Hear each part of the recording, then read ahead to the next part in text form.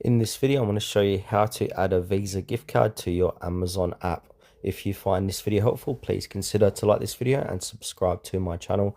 In saying that, let's just jump straight into the video. Alright, so what we need to do is open up our Amazon shopping app.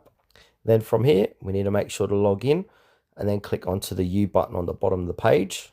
And then we need to click onto account. So go ahead and click onto account. And then under account settings, it's going to say your payments. So click onto your payments. And then we're going to be inside payments where it's going to say overview, wallet, transactions, etc. Make sure you're on the wallet tab. Under that, it's going to say cards and accounts. So what we need to do, we need to add that Visa gift card as a normal card. So go ahead and click onto add. And then we need to click on add a credit or debit card.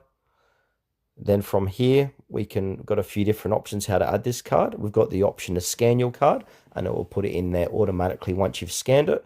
Or if you want to just put it in manually, you put your name on your card here, your card number, then choose your expiration date, your month and year. And then also we need to add in the security code. So the CVC code, and then click on add your card. And then from there, you would successfully add your Visa gift card to Amazon.